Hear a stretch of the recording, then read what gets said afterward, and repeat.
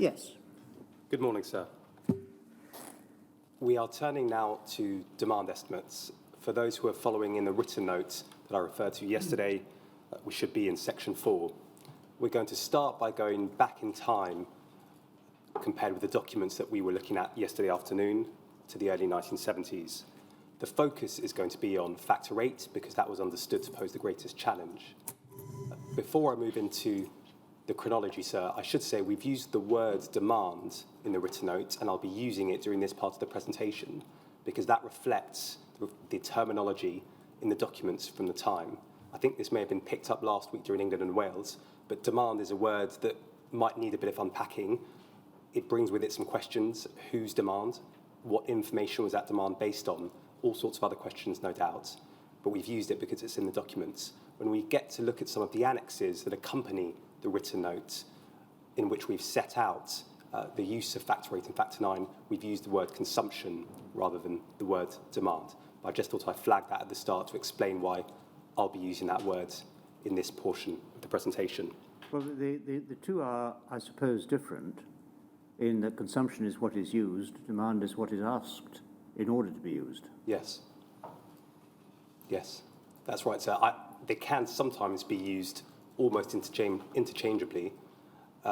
We can sometimes see when demand is being estimated, what it seems to refer to as how much factor 8 is going to be used, but it's quite right. So they are two different words. We've tried to use them in different ways in the presentation. Yeah. So last week, with the England and Wales presentation, you looked at the meeting and the report which came about in March 1973 with the expert group on the treatment of haemophilia. I'm not going to go back to that. A couple of points I would note about it relate to attendees. It's worth just noting, sir, that Dr. Maycock was a member of that group. Mr. Watt, his counterpart in Scotland, was not. The meeting and that group was attended, I believe, by Dr. MacDonald on behalf of the Scottish Home and Health Department, but not by Mr. Watt. It's just something to bear in mind when we look at some other estimates that were being made in Scotland. We can turn now to a document which was prepared by Mr. Watt around the same time as that expert group was considering demand for factor 8, and study it's PRSE 303153.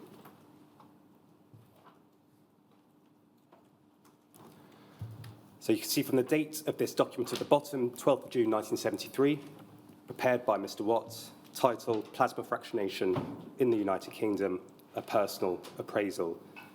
You'll see in the top right-hand corner, this is said to be a draft. We haven't been able to find an updated or more finalised version. Compared to the other document from Mr. Watt that we looked at yesterday, this one is easier to follow. It seems to be more of a finalised document. In terms of its timing and what it was prepared for, it's not completely clear from the chronology. It comes about 8 days before that 20th of June meeting of the Joint Steering Committee that we looked at yesterday. If we could go over, Sully, please, to page 3. And I'm just going to highlight a few passages in this document, but it is quite an important one. We start with the introduction. You can see that Mr. Watt introduces this paper by referring to communications that he's had with a number of different people, including counterparts in Europe, North America, Australasia. If we look at the second paragraph in this introductory passage, Mr. Watt says, the population of the United Kingdom is estimated at 60 million. Of this, for purposes of discussion, the Scottish population is estimated at 5 million, and the estimated number of haemophiliac patients, i.e. patients with haemophilia A, is 3,000. Now, I know that figures for population of the UK came up last week. My understanding is that, in fact, the population of the UK around this time was closer to 56 million, I think about 50 million in England and Wales, 5 million in Scotland, about 1.5 million in Northern Ireland. It may be that population estimates were not quite as clear at the time. It may be that when different figures are talking about UK population, they've got different numbers in mind. It's not always clear from all the documents, but at least Mr. Watt here sets out what he understands the UK population to be at this time. If we could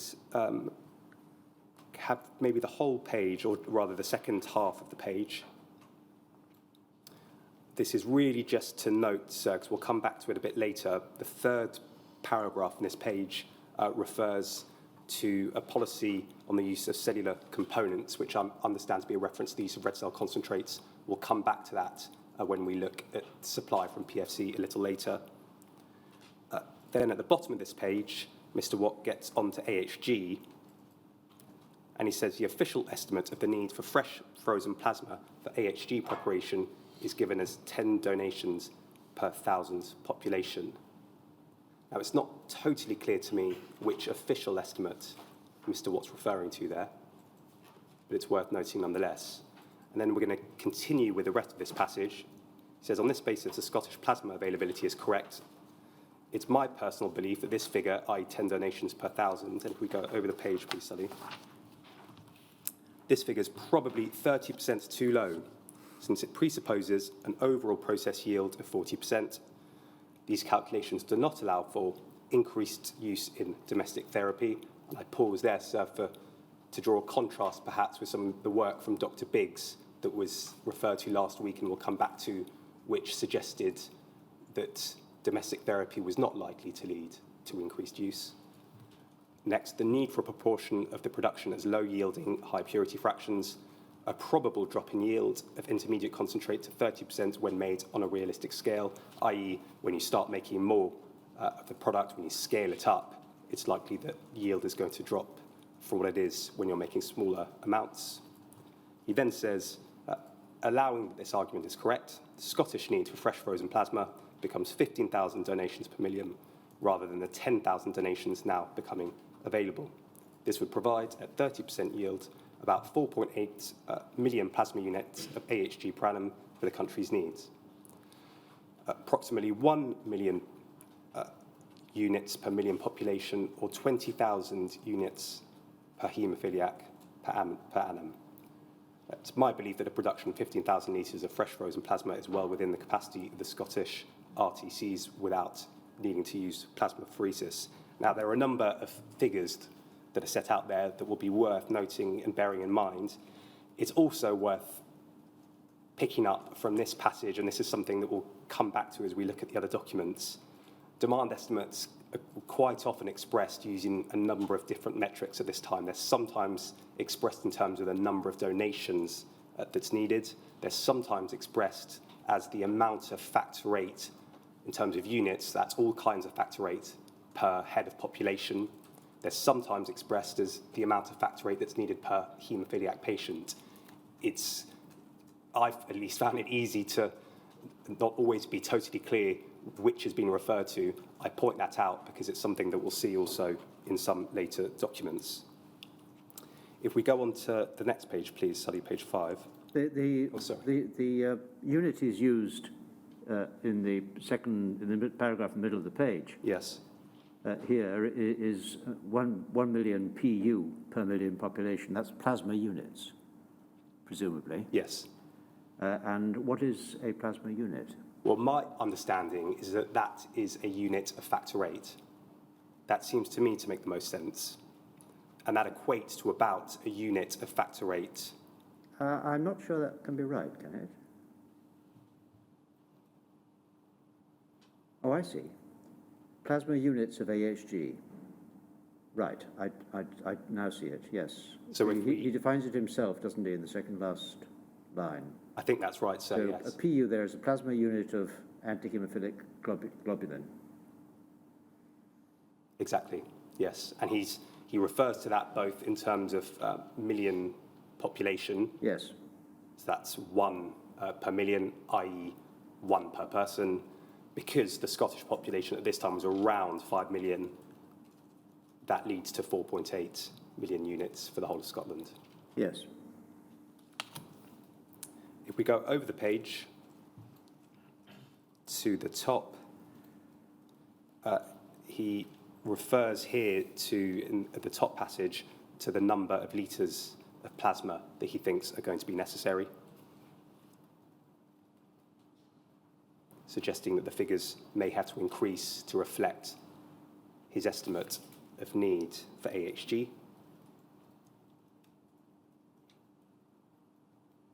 And if we go down to the middle of the page, there we have it here, actually, estimate of English need.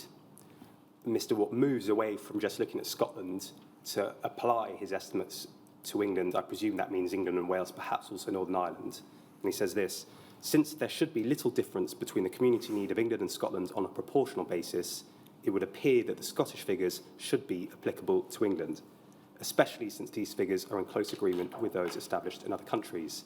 And that leads him to a figure for England, or probably England and Wales at least, of 48 million plasma units of AHG, 48 million units of factor VIII, split probably across all different types of factor VIII. He then applies that, if we can go down, please, study to the last part of the page, to UK figures. And his estimate is that the total UK requirement for the two plasma fractions, one of which is an albumin product, the second one is AHG, is 53 million plasma units. And at the bottom of the page, he suggests how many litres of plasma per annum are going to be necessary to obtain in order to meet those requirements. And if we could go over the page, please, Sally, to page 6. And about the middle of the page, yeah, that's it, 520. Summary of need for plasma. Now, these two paragraphs might not be thought to be all that clear. They're worth looking at alongside each other, particularly the first sentence. He says the amount of plasma, 200,000 litres or 1 million donations required for AHG preparation is of no account in consideration of overall need. I think that sentence can be understood in light of the next paragraph where he says the critical figure of 400,000 litres required for PPS, i.e. albumin production, should be available from within existing productions. So maybe you can insist on this more than I can. I think what he's saying is that as long as you are getting enough to meet the albumin requirement, you should also be getting enough to meet the factor VIII requirement. That's my understanding of these two passages read together.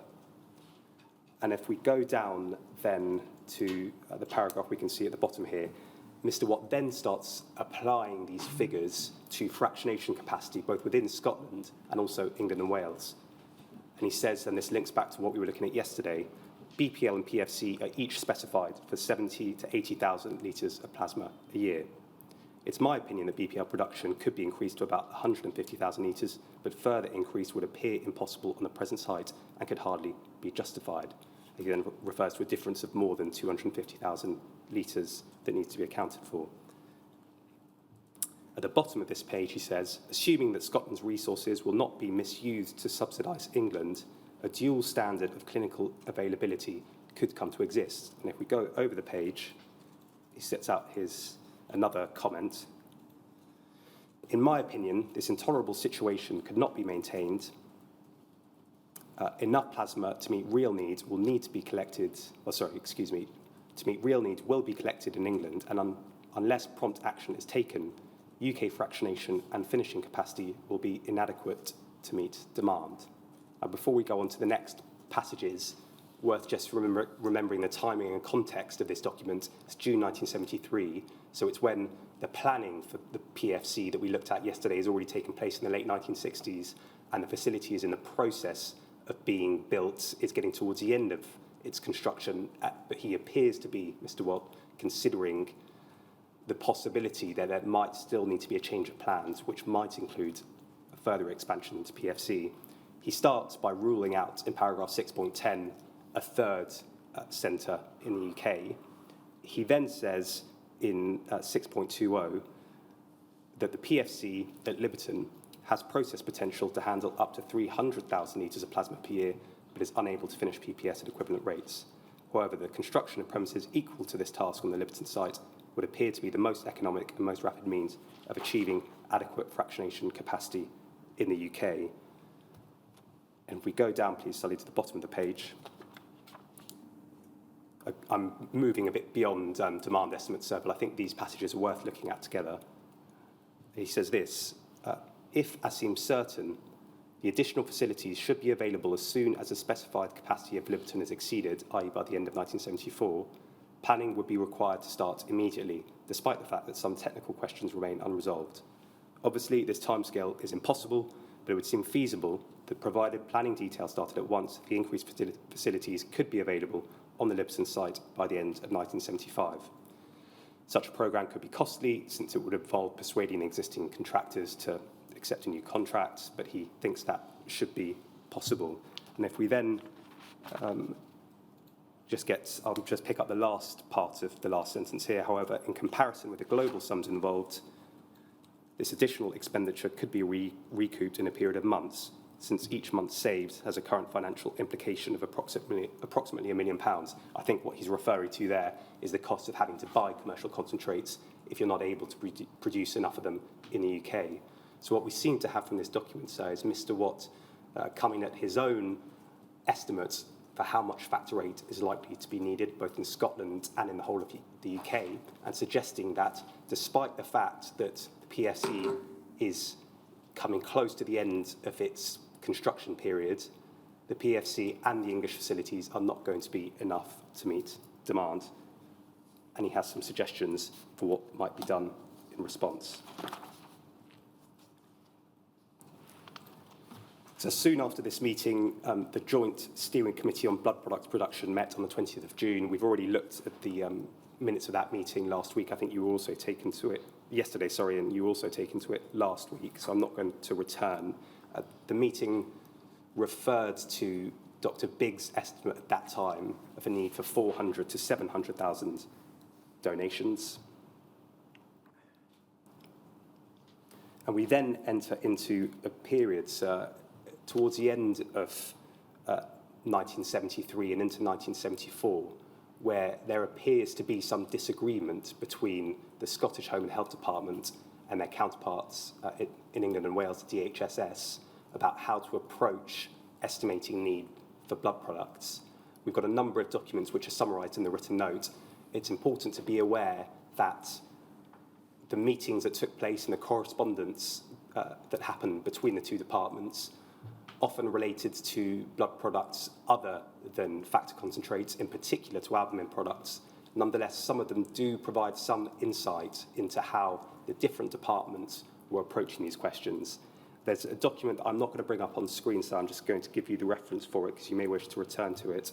It's a 14th of November 1973 letter from the SHHD to the DHSS.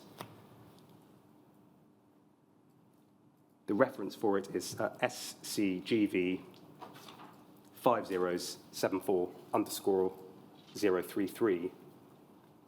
The context of the letter is that the official is concerned that another meeting of this Joint Steering Committee that had last taken place in June 1973 was being postponed, and it seemed because there was a divergence of view between Scotland and DHSS about how to estimate needs, in particular for albumin. But the official sets out some views that are more generally applicable, which illustrate the different approaches. One of the things she says, and this is covered also in the written note, she says this: the situation has been changed fundamentally within the past year by the commencement of importing blood products, beginning with factor VIII. She then outlines two alternative approaches. The first is for the blood transfusion service to attempt to meet the reasonable demands of clinicians. The second is to accept that we must depend upon a significant level of imports over which we will have no direct control because purchases will be made at hospital level. Alongside these meetings and this correspondence, so you'll be aware that Dr. Biggs and her colleagues were undertaking further work on demand estimates for factor VIII. You were taken last week to the paper which was presented at a January 1974 meeting of Hemophilia Centre Directors. I'm not going to return to that paper, sir. It recorded a suggestion that 500 to 700,000 donations annually were going to be necessary.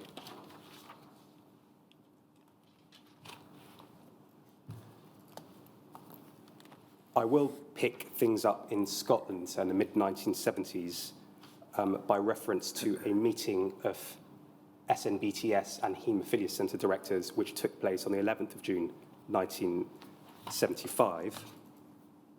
And we're going to look at a paper which was prepared for that meeting. It is at SCGV 5065_117.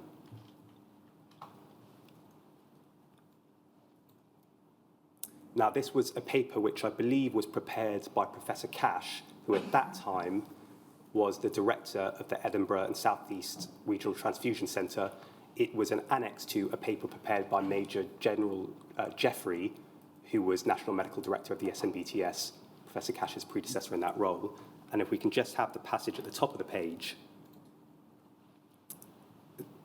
Professor Cash sets out suggested figures for donations for fresh plasma. So you can see the title is Fresh Plasma Processing for Factor VIII. It says, in order to facilitate the detailed planning at Regional Transfusion Centre of targets for the production of fresh plasma destined for the management of Hemophilia A, it suggested that we should aim at a basic maintenance figure of 12,000 donations per million population per annum. And he says that this figure is the upper limit of the MRSC estimate and is close to the current usage in some regions. I won't take you to the minutes of the meeting, sir, but the SNBTS directors and Hemophilia Centre directors who were present at that meeting in June 1975 appear to accept this figure as an appropriate target for donations for fresh frozen plasma. There is a document that was prepared in 1976 by Major General Jeffreys, National Medical Director of the SNBTS, which is referred to in the written notes. I'm not going to take you to it. The title is Problems of Supply and Demand. The reference is RCPE 40314_002. It covers a whole range of different blood products. It does provide some useful insight into issues such as the use of red cell concentrates at the time. It suggests a planning figure for factor VIII, and by that I mean all types of factor VIII, so concentrate as well as cryoprecipitate. And then Major General Jeffreys suggests a figure of 10,000 units of factor VIII per patient per year. And we'll contrast that figure with some of the others that we're about to look at.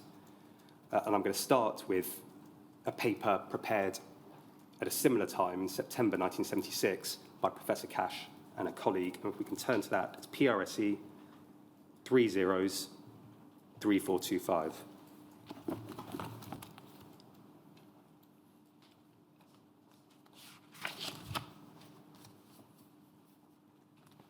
Thank you. Now, I'm not going to go into the detail of this because there's quite a lot of detail. I pick it up partly because it was prepared by Professor Cash. Within just a few years, by 1979, he becomes director, so his views on these issues are particularly noteworthy. If we look at the summary box in your introduction, you can see that the estimates that are in this paper are based on use in South East Scotland in the 1961 to 1975 period. There's then, in fact, a more helpful summary, I think, of the figures that are suggested 2 pages ahead on page 3. And if we could then have, in the left-hand column, about halfway down, the passage that begins hence. That's it, thank you. Conclusions here are set out. Hence, we've concluded that the blood transfusion services should consider a production target of an average of 15,000 units of factor VIII per patient per year, with a total UK annual requirement of around 50 million units. Regional transfusion centres should be aiming to process at least 12,000 fresh donations per million people per year. He then refers to the differences that might exist between regions, and he picks up an important point, or I should say they, because this paper was prepared with Mary Spenceley, I presume Dr. Spenceley. These calculations are based on the assumption that 70% of the concentrate used is cryoprecipitate, which is by most standards a high-yielding product. Any movement towards completely replacing cryoprecipitate by AHF, i.e. concentrate, unless counterbalanced by reducing the dose of factor VIII at treatment, will, because of diminishing yields, necessitate a substantial increase in donations. A more appropriate figure in these circumstances would be 20,000 donations per million population per year. This figure would rise further if the volume of fresh plasma obtained from each donation was reduced, something that's already happening with the use of red cell concentrates. And then the conclusion and comment, it's difficult not to conclude that a program designed to switch completely from cryoprecipitate to AHF will prove to be too costly and wasteful of raw material for the next decade. Consideration should instead be given to striking a balance between both products and perhaps even rethinking the cost-effectiveness of freeze-dried cryoprecipitate.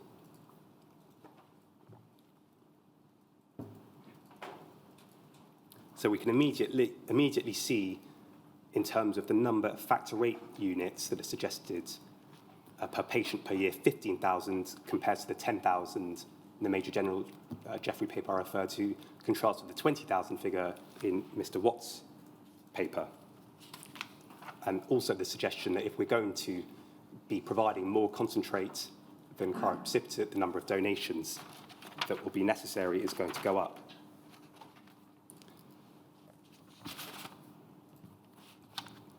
That's it for that document. Thanks, Sully. Now, one of the elements in these estimates of demand that you can see in some of the documents that we have from the time is about the purpose of haemophilia treatment. There's one document which we refer to in the written note, which I won't take you to, which sets out an apparent view of the purpose of haemophilia treatment. It's a letter written by Mr. Watt in February 1977 to a colleague at the York Hill Children's Hospital.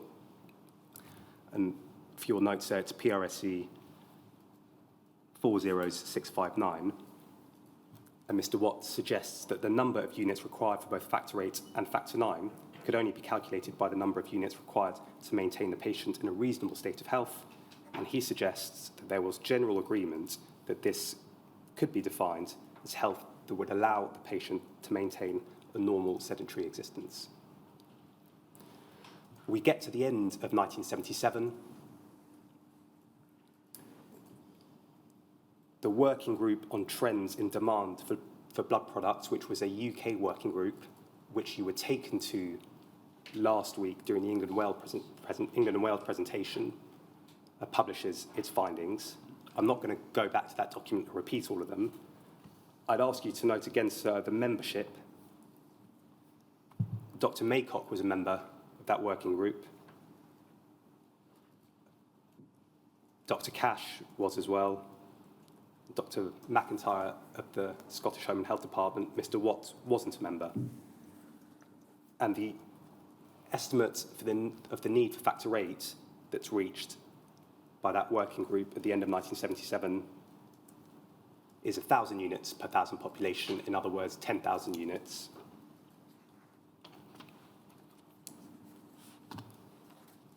Using the metric we've been using so far.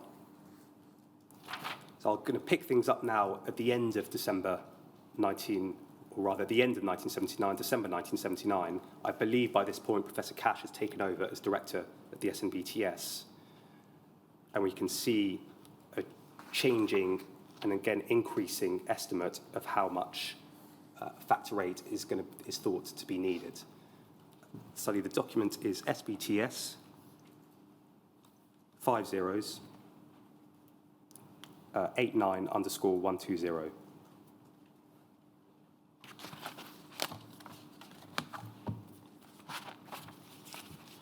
Thank you. And you can just see the description of the meeting, attendees, Mr. Watt, Dr. Cash, who's in the chair, I presume he's taken over as director by then. And then if we just go through to page 4, and at the top of the page, section 5, subparagraph 2, Dr. Cash confirmed that the directors should, in their calculations, now assume a target of 1,800 units of factor VIII per 1,000 population per annum. So that figure has increased again. The figures that we've seen so far have tended to be 1,000, 1,500, 1,800. There's also Mr. Watt's earlier higher figure. So that's a position as of December 1979, at least in Scotland.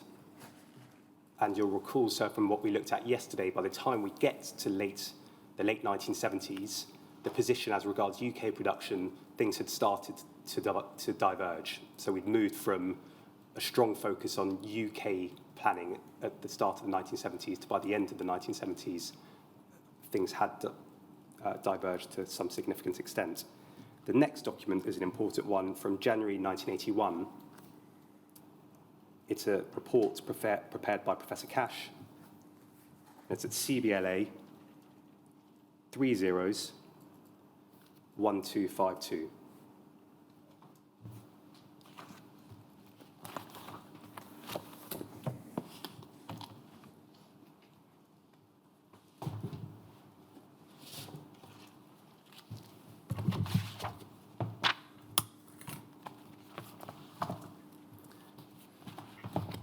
So we can see that it's Professor Cash's document partly from the initials in the bottom right-hand corner. You can see the date, January 1981. This is note, a report prepared for a meeting of Hemophilia Centre directors and transfusion directors. If we go through to page 3, I'm going to pick up a few different parts of this report, so because it's an important one. The introductory passage is worth just noting. Professor Cash there sets out what he considers the role of the SNBTS to be, to eliminate the necessity for the purchase of factor VIII concentrates from commercial concerns.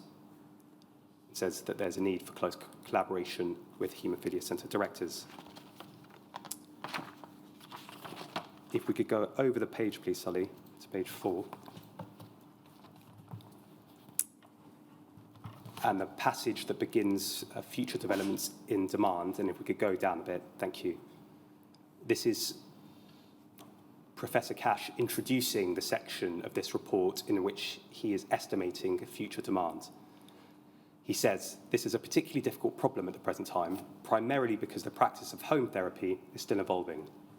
The appropriate method of managing patients with inhibitors is unresolved, and the unequivocal evidence that haemophilia patients are living longer, thus increasing the overall population and becoming subject to similar disease processes of older age groups in the non-haemophilia population, which are amenable to surgical intervention. Despite these difficulties, efforts are now required which will enable the SNBTS to formulate long-term plans which can, if necessary, be adjusted at a later date. He then makes reference to conversations that he's had with colleagues within the UK and internationally. And if we go down, please, Sully, to the rest of this page, he starts to set out the basis of his reasoning for the figure that he gets to. And he starts with home therapy for severe haemophilia A patients, which forms the bulk of the estimate for demand. You'll see, sir, that Professor Cash sets out use figures from the time from different settings, a figure from Oxford, from Newcastle, the USA, Trelaws, and West Germany. We'll come on to see that he suggests that the figure for Newcastle forms an appropriate basis for planning demands for home therapy patients. And we can see that if we go to page 6, please. At the top of the page, there's a summary. Professor Cash says, I believe it would be appropriate for planning purposes to accept the figures from Newcastle for the single largest contributor, home therapy. It's probable that this figure has a sufficient margin of clinical flexibility to make it realistic for the next 10 years. We'll come back later in the paper to the time period in which demand has been estimated, but he suggests that it would be realistic for the next 10 years, and he sets out the different elements of the figure for demand that he believes is appropriate, with home therapy as the biggest element, and setting out the others, as we can see on that page there. That gives Professor Cash a figure of 2.75. And that's per million population. If we translate that into the metric we've been seeing in other documents, 2,750 as opposed to 1,800. That was the figure in 1979. And if we go through to page 9, please, we can see in the second half of the page, heading specific proposals for discussion, we can see the time period that Professor Cash is proposing. So he suggests that there's discussion that a target for 2.75 per million population for units of factor 8 per year be considered as the one to which the SNBTS should aim for the next 5 years, i.e. until 1986, with an increment thereafter of 1,000 units per year.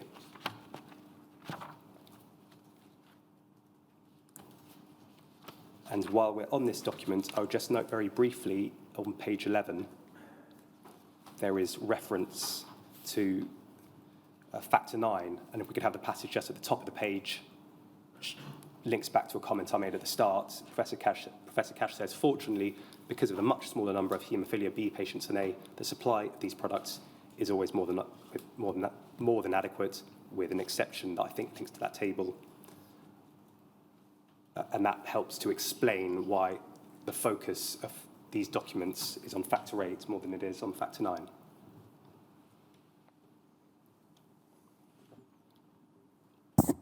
Now, this paper was discussed at a meeting of haemophilia directors and SNBTS directors at the end of January 1981. The minute records that the figure of 2.75 million per million population was accepted as a suitable basis for further consideration. It seems that it is then accepted and becomes the accepted target. There's one more document I wanted to come to in this section. It's another report from Professor Cash. It's from the following year, where he revisits these figures and provides a little bit of comment and allows us to compare them with the figures for England and Wales. Study, it's SBTS, 40/613_003.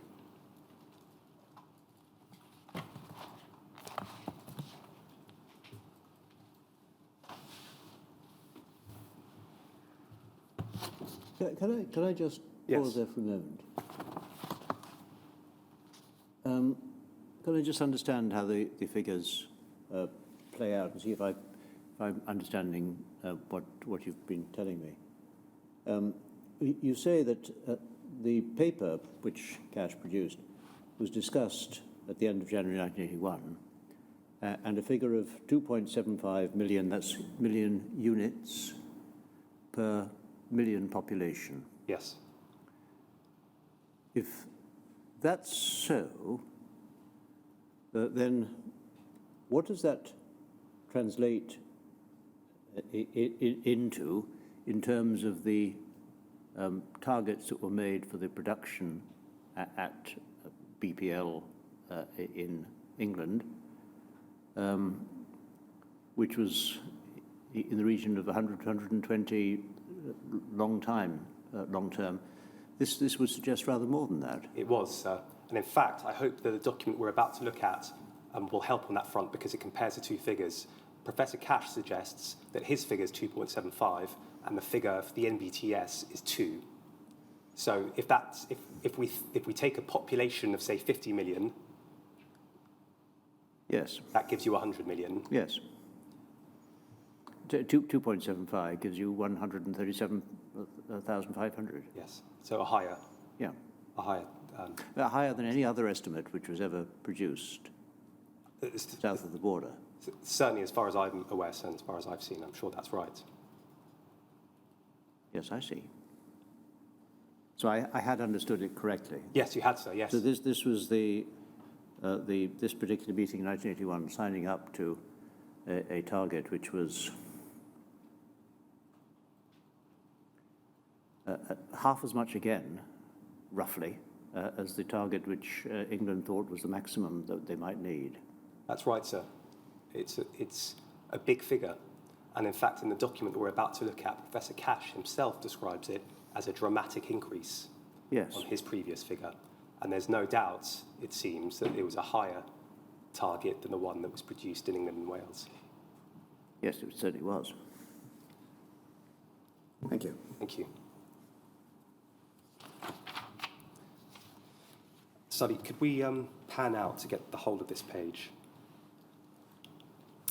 We can see the date in the bottom left-hand corner, 1st of February 1982. This is again a document prepared by JDC Professor Cash. It's titled A Proposal to Increase the Production of Factor VIII Concentrates in Order to Achieve Self-Sufficiency in Scotland for the Next Decade. Now, we don't need to order this document for present purposes. If we could go to page 3, and the second half of the page that starts the need. So I'll read this out, and you'll see that it picks up, I believe, some of the comments that you've just made and reflects them. Less than 5 years ago, a committee created by the DHSS advised that the basic needs of the Hemophilia A population in the UK would be met by the production of 1 million units of factor VIII per million population per year. I believe that's a reference to the December 1977 working group that I mentioned earlier. SNBTS representation on the committee was of the opinion that the figure advised was more closely related to what was believed to be possible with regard to plasma procurement and the fractionation facilities of the NBTS, rather than a true estimate of what was required. Now, the reference there to SNBTS representation on the committee, that may be a reference to the fact that Professor Cash himself was a member of that working group. In any event, it should be stressed that this committee referred itself to basic needs and did not take into consideration the extensive introduction of home therapy and in particular the concept of prophylaxis.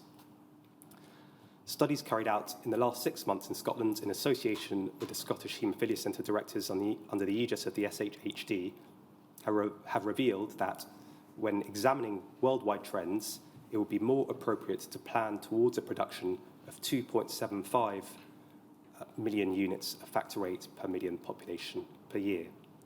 This dramatic increase takes cognizance, and if we go over the page, please, Sully, to the top of the next one.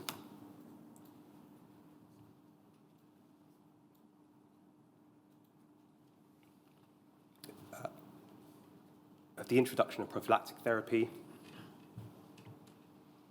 the increased life expectancy of the Hemophilia A population, with the concomitant increases in surgery for cardiovascular disease, orthopedic surgery of the elderly, and surgery required to manage malignant disease.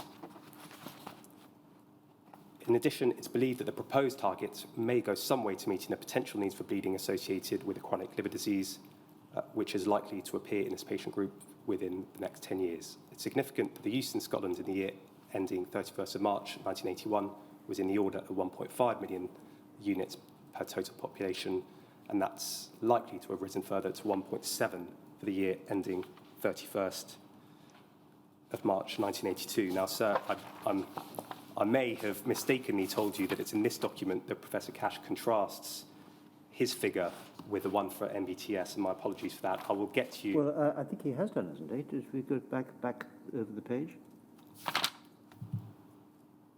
To talk about the DHSS figure? Yes, well, he's talking about the DHSS figure 5 years before. 5 years before.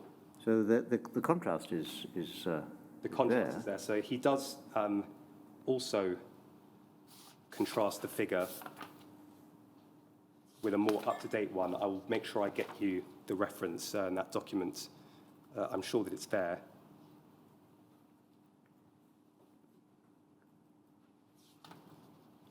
Just before you pass from this, Yes. It's not part of the presentation really on self-sufficiency, but it may be worth noting that Professor Cash says in the last sentence before he turns to paragraph 2.03, the potential needs for bleeding associated with chronic liver disease, which is likely to appear in this patient group within the next 10 years.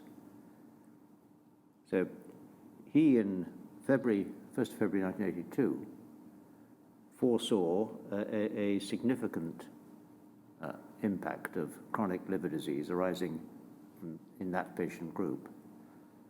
And that might probably be because of the treatment they were having.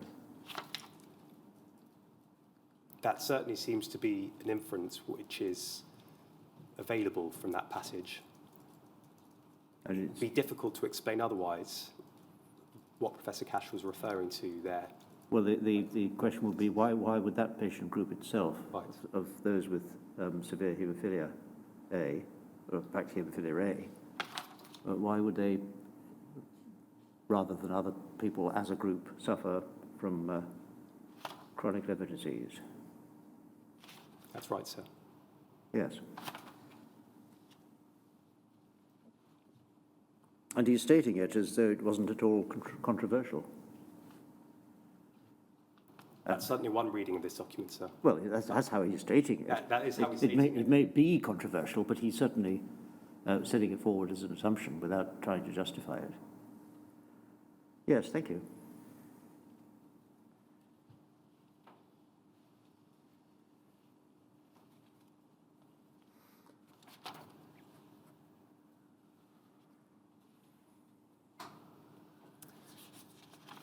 So those are all the documents I wanted to take you to for this part of the presentation. I will get that contrast that Professor Cash made with the NBTS figure. In the written notes, we have, towards the end of this section, set out some comments that were made later on by a number of figures, including particularly Professor Cash, looking back at these estimates, in particular the estimate that he made in early 1981, and commenting on whether or not it proved to be a successful estimate of what was going to be needed. There's more detail on that in the written notes. So that deals with this section. We're now going to be moving on to the section dealing with production of concentrates at PFC, the question of self-sufficiency, whether it was reached, and if so, what that meant. Now, in the written notes, we've divided up this part of the presentation into three sub-areas and three parts of the chronology.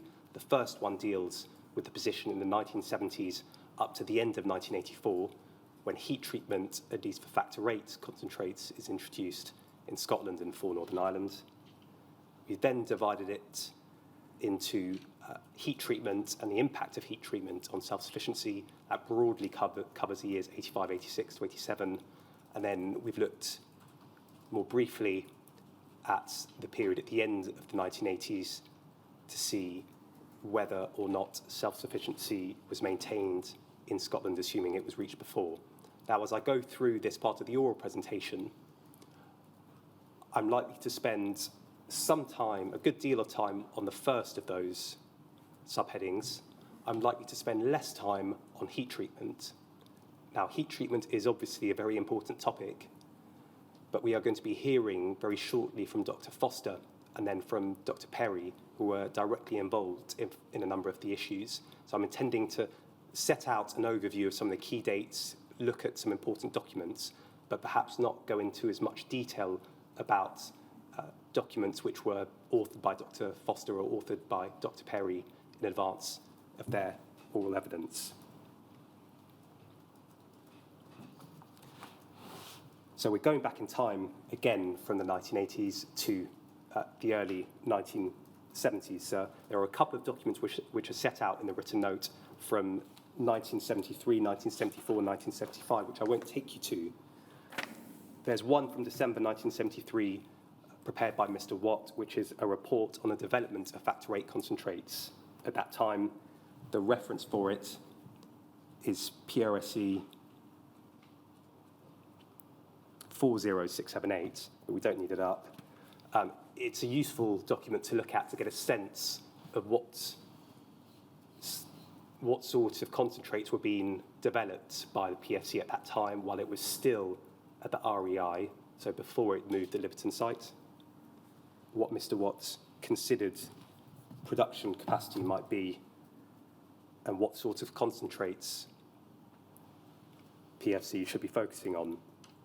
Similarly, there's a quarterly report for the end of September 1974, which gives some insight into the development of concentrates at that time. There's a letter so which it may be useful for you to turn to. I won't go to it now, later on, from January 1975. It's by Major General Jeffrey. He's writing to administrative medical officers in health boards. He sets out some of the recent history of the development of PFC and the impact of its move to Liberton on the production of blood products. The reference for that, if you want to look at it later, is SCGV 40127_062. We don't need it up. One of the points that's made in that letter, which is January 1975, is about the impact of the move from the RIE site to the new Liberton site. And what the letter seems to suggest is that it was not going to be possible to overlap production at those two sites, as I understand it, because in this new system there was a computer which had to be moved from the old site to the new site, so you couldn't have production of the two happening at the same time. That was thought likely to have an impact on the supply of certain blood products, but it was not thought likely to have an impact on the supply of factor concentrates, including factor VIII, at the levels that they were being produced at the time, because a stock had been built up. I highlight that point partly because it's an interesting one on the question of building up stocks that we'll come back to as we look through these documents through the later 1970s and into the 1980s. Now, when we move into the second half of the 1970s and the PFC is trying to increase its production of factor VIII in particular, one of the themes, as with England and Wales, that comes up is about plasma supply, getting enough fresh plasma. In this respect, it appears that from this period, Scotland had something of an advantage over England and Wales, which is its use, or the use in regional transfusion centres and perhaps hospitals, of red cell concentrates rather than whole blood was already at a more advanced stage. Now, those who were here last week and attending some other hearings will know what that means. Effectively, what it means is that when a unit or donation of blood is collected, rather than using that whole blood for a blood transfusion, it is separated out into different components, including red cell concentrates, which are used for the transfusion, and including plasma, which can be sent off to be fractionated. So what that means is you've got the same number of donations, but if you divide them up into these different components, including red cell concentrates, you can get more plasma out of the same number of donations. There's a meeting of SNBTS directors in June 1975 where this issue is picked up, some targets are mentioned, and it suggests that there's good progress is being made on continuing to increase the use of red cell concentrates in Scotland. I will give you the reference again, I won't go to it. It's PRSE 303812. And it was noted at that meeting that targets of a 40% minimum use of concentrated red cells by September 1975 and 50% by March 1976, the following year, were in some cases already being reached or exceeded. Now, the use of red cell concentrates varied regionally, but what that meeting suggests is that good progress was being made in a number of regions. And notwithstanding that, the greater use of red cell concentrates, plasma supply was still a concern from the perspective of the fractionators who were trying to produce more concentrates. We can see that in a paper prepared by Major General Jeffrey for the 11th of June 1975 meeting of SNBTS directors.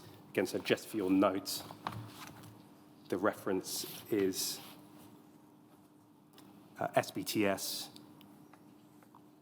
5098_031.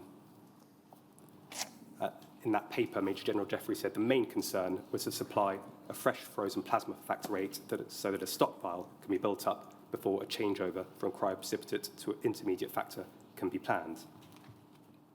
Now we're going to turn to a document in which some of these supply issues were discussed in a good deal of detail. It's a meeting again of SNBTS directors and Hemophilia directors. It took place in November 1975. The reference is PRSE 302823.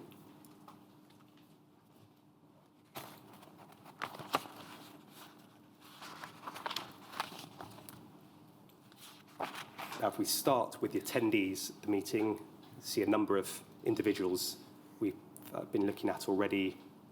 Cash, Mr. Watt, Major General Jeffrey. So this is 1975. At that time, Cash is still at the Edinburgh Transfusion Centre. Now, this meeting covered a number of different issues related to supply, and we're going to look at those starting over the page and towards the bottom of this page, the last passage, section headed Supplies of Factor 8, and I'm going to pick out a few sentences in these various paragraphs that start here. So it's recorded that at the May meeting of directors, it had been agreed to look again at the possibility of releasing material to haemophilia centres before the stock target of 1 million units had been reached. And as a result, Major General Jeffrey had agreed with Mr. Watt that reserves could be held in blood transfusion centres rather than the protein fractionation centre. Now, I've highlighted on that, because it points to what becomes and appears to be already an important part of the supply policy of the SNBTS, which is to build up a stockpile of Factor 8, which is held partly at the PFC, partly in regional transfusion centres. Now, was the reason for that the move to Liberton? What you were telling me earlier about the need to build up stock to cover the drop-off in production there would be before Liberton became fully operational. But Liberton began to be operational in 74, didn't it?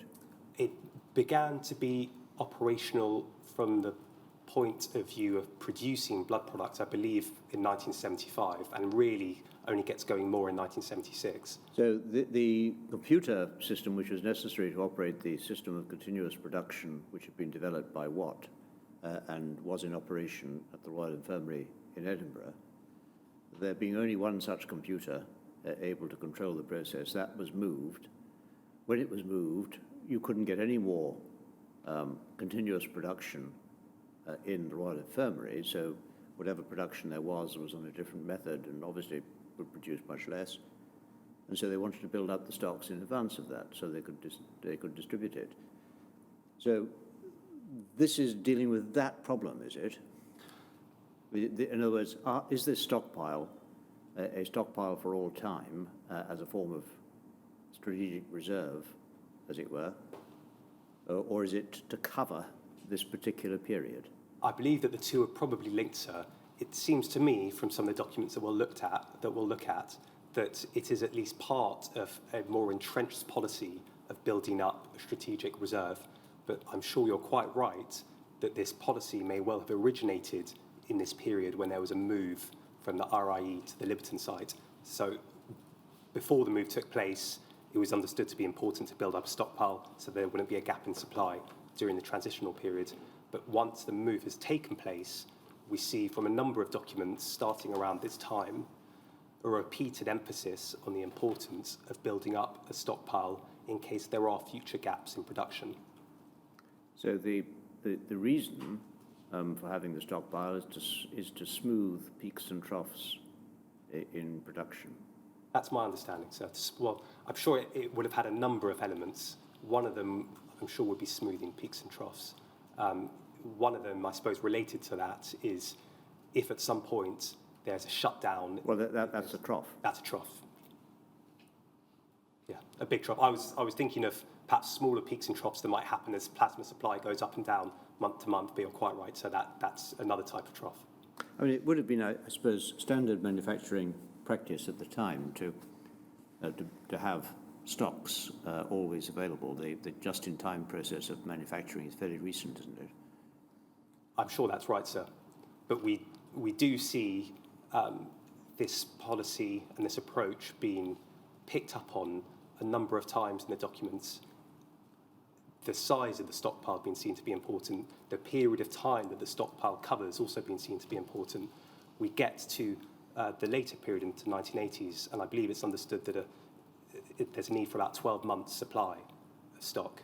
We'll also see in some of the documents that when the SNBTS and the fractionators are assessing whether or not self-sufficiency has been achieved, self-sufficiency seems to be understood as not only is factor VIII being provided to meet demand, whatever that might be, to provide to patients, but also that there's a stockpile which exists of a certain size. And it seems that there are points at which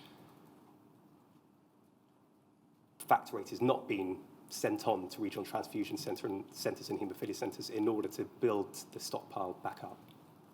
So So this is a robbing Peter to pay Paul type policy. It's not providing the factor VIII which a centre might wish to have manufactured by the NHS at any rate, because there may be a future occasion when there is even less to provide to that centre. There would certainly... And we want to use what we've got to build up the stock rather than give it to you. There would certainly seem to be a period in time when those dynamics start to come to the fore. And there's a sense that... Well, what period of time, roughly? So we can anticipate it? Certainly the early 1980s. It comes up in the documents at least then. It may well have been implicit in the policy the whole time that we're not going to provide you with the concentrates that you say you want in order to build up the stockpile. But certainly from what's in the documents, that tension starts to become clear, at least in the material that we've got during that time period. I believe it's early 1980s, but I'll come on to it. So that particular reason for having a stockpile didn't apply in 75, or at least there's no evidence of it applying. Or is there? Well, not that immediately comes to mind, so I'll come back to you if there is. In this period, it's also important to note that patients are being treated with cryoprecipitate as well as concentrate, and we'll come to the graphs later on which show what kinds of products were being used. I believe a small amount of commercial concentrate was still being used. So it could be that this dynamic was in place also in the second half of the 1970s. I don't believe it's quite as clear from the documents as it becomes later on. Yeah.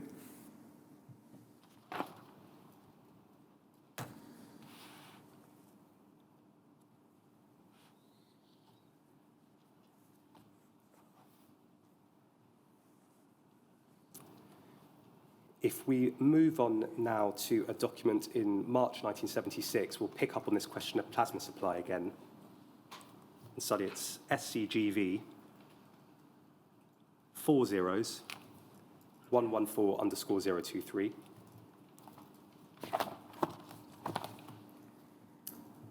So you might consider this to be an interesting document because it links back to some of the issues in England and Wales, as well as looking at Scotland.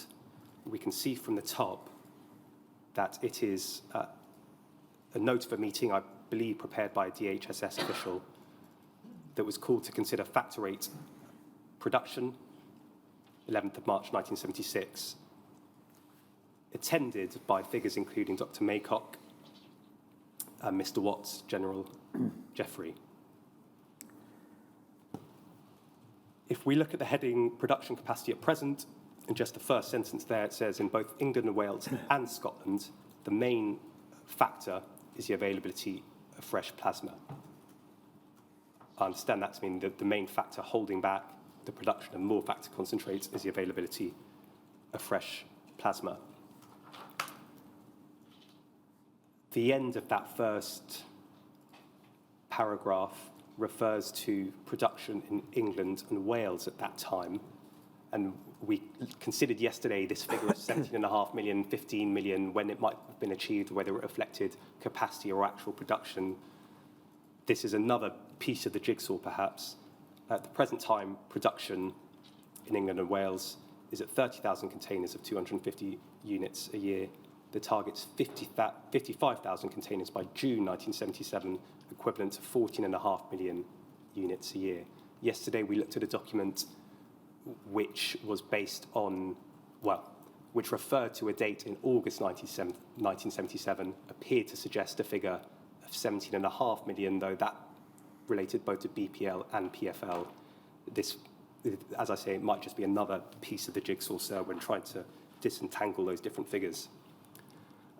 If we look at the second passage on this page, just the first sentence, the amount of factor VIII concentrate required in Scotland, based on the same 1973 expert committee report, is 4.5 million units.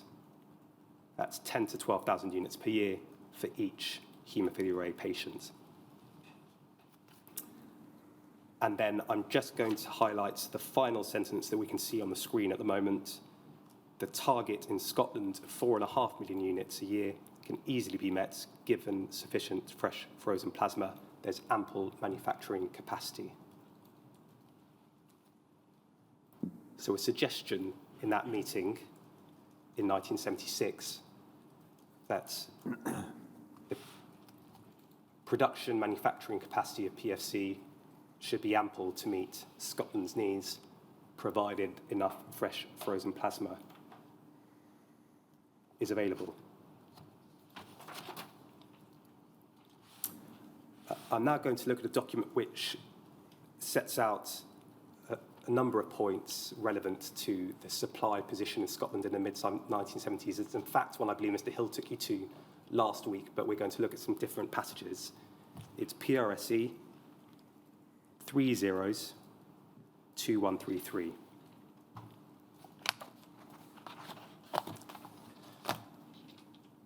Now, it's an SNBTS annual report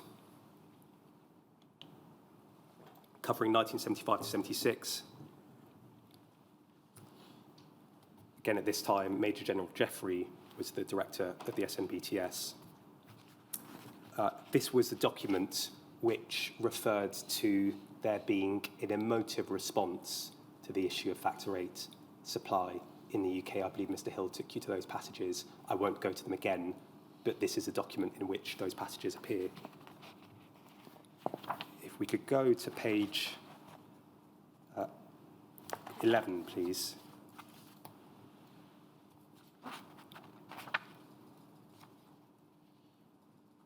And in fact, if we can go back a page, we'll just see the heading. And 14, you can see this is about the use of coagulation factors, including subparagraph B, factor VIII, and this was the passage that I was mentioning, an emotive response. If we go over the page to the bottom, subparagraph 4, so this is 1975 to 1976, requirements of factor VIII are at present based on an estimated average use of 10,000 units per patient annually, some 4 million units for the known haemophilia population in Scotland. And if we go over the page, please, slightly to page 12, looking at the second half, the section that is subparagraph or paragraph 6, present supply and demand situation. I'm not going to read all of that out. I bring to your attention, sir, the final third of that paragraph, which is about plasma supply. The crucial point, which should be a main target in the future of the directors, is that by increasing issues of concentrated red cells instead of whole blood, and by releasing plasma, which would be used for cryoprecipitate production to the PFC, as concentrated factor VIII becomes available in increasing quantities, which depends on these two major factors, it says at least half of the plasma sent to the PFC is in the form of fresh frozen plasma. There's then some comments on self-sufficiency and what self-sufficiency might mean, which points to its different uses at different points of time by different individuals. The report says this: as regards self-sufficiency, factor VIII is available to treat adequately the known haemophilia population in Scotland. The form in which it is available does not as yet meet the major demand for home therapy. Present policy is to issue intermediate factor to centres with only a very small national reserve at the PFC. Directors of haemophilia and regional transfusion centres are expected to maintain their own reserves, and patients should be, and over the page please. Thank you. Introduced to home therapy only when an adequate reserve, 3 months anticipated use, is available for each individual in case the PFC meets manufacturing difficulties. Now there, we're looking at the different aspects of reserves and stockpiles and the reasons why they might be necessary. We've looked at some of the big picture strategic ones. If there's a drop in production, it's important to have a stockpile. I believe the 3 months period there is referring to patients who will be on home therapy, who will be using concentrate in order to avoid the possibility that they'll have to come off that program. You want to have at least 3 months available for each patient who you put on home therapy.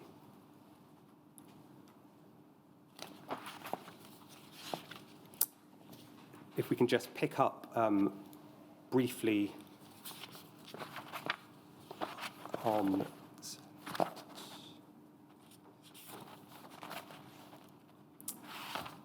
page 18, and the bottom of this page, that's its summary concerning state of self-sufficiency. Now, this table is not laid out perhaps in the most immediately clear way, but it's useful looking at it. You can see at the top what the symbols mean. Plus equals attained, minus equals not yet achieved, NA not applicable. The table then deals with different products, and if we go over the page, we'll see factor 8 as well as factor 9. Thank you. So towards this bottom of the table at the top, you can see I factor 8. I believe that's a reference to intermediate factor 8, which is a product, a target, and then 2 aspects to self-sufficiency on the right-hand side: day-to-day and 1 year's reserve. And for factor 8, the target was achieved at this time for neither. Neither was there enough day-to-day factor 8 concentrates, nor was there a year's reserve. And what I mentioned earlier, so this question of how self-sufficiency was defined by different people, this is one of the ways in which it's approached by the SNBTS, at least in the mid-1970s. And we can see that there are 2 forms of concentrate containing factor 9. I believe the relevant one for our purposes is the top one, factor 2, 9, and 10. There is enough being produced for day-to-day self-sufficiency, but not enough to meet the requirement for a year's reserve.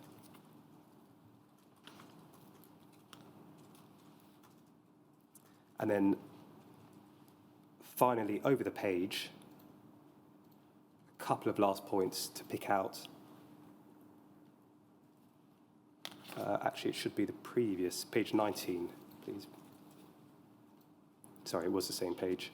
The second half of this page, targets for 1977 to 78. I'll just draw your attention, sir, to subparagraph A there. There's a target for red cell concentrates. CRC is concentrated red cells. A suggestion that they need to get to 60% use of concentrated red cells. And then subparagraph B, again, this is a target. It's envisaged that at least 90% of cryoprecipitate is replaced by concentrated factor 8.